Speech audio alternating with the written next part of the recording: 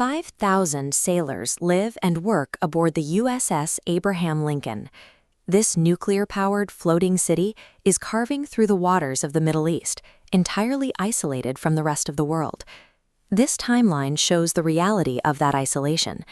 A standard aircraft carrier tour lasts about 7 months, but the Lincoln has been deployed for over 250 days. The section highlighted here represents an especially grueling stretch. More than 200 consecutive days at sea without a single port call. That is a modern record for a U.S. aircraft carrier. The crew is currently conducting combat operations and enforcing maritime blockades for the war with Iran. They are working exhausting shifts around jet engines, heavy machinery, and weapons under the constant threat of attack. A marathon deployment like this might normally be hailed as a triumph of naval endurance. Instead, the Lincoln's time at sea has ignited a fierce outcry thousands of miles away from the families left behind. During a recent town hall meeting in San Diego, roughly 200 anxious family members confronted Navy leadership. They didn't come to hear operational updates. They came to read harrowing text messages they had received from their spouses out on the water, messages detailing exhaustion, fear, and despair.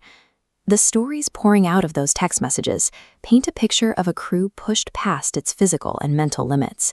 Yet, if you listen to the official statements coming out of the Pentagon, you hear a story of a well-supplied, resilient force.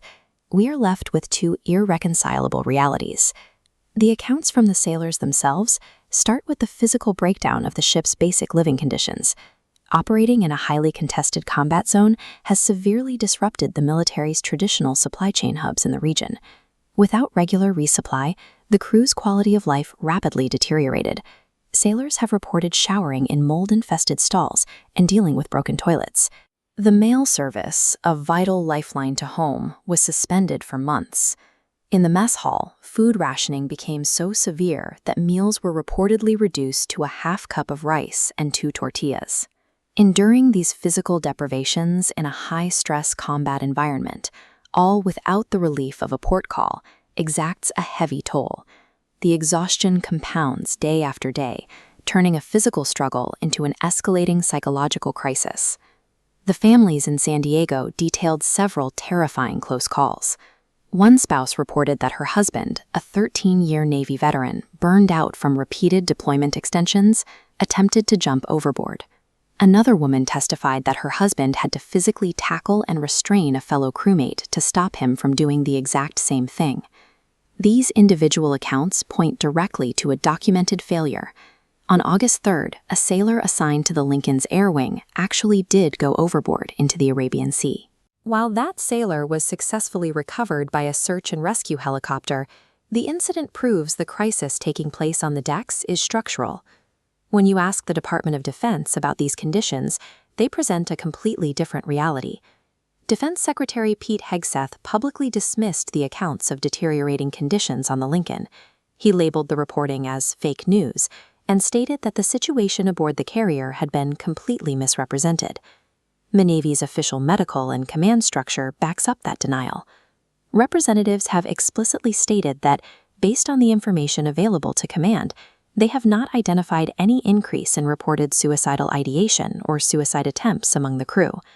From a logistical standpoint, the Navy acknowledges that combat actions disrupted their usual supply lines.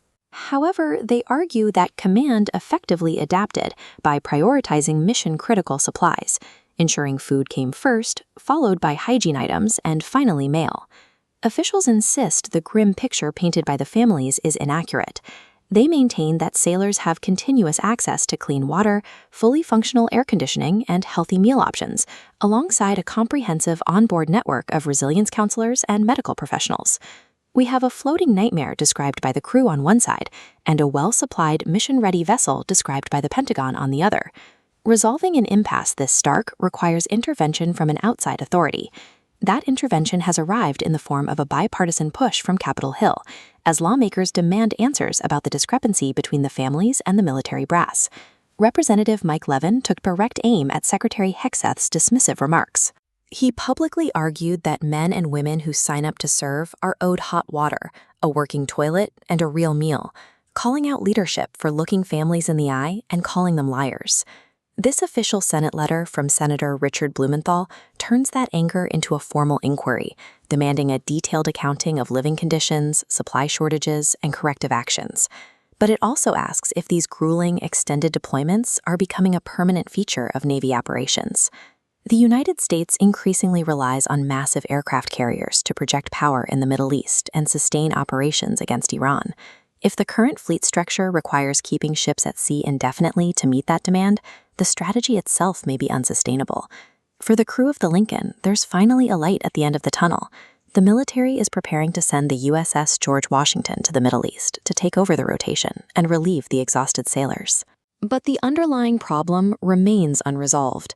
If a global military strategy relies on pushing personnel past their physical and psychological breaking points to maintain presence, the greatest threat to fleet readiness isn't an adversary's weapons, it is the exhaustion of its own forces.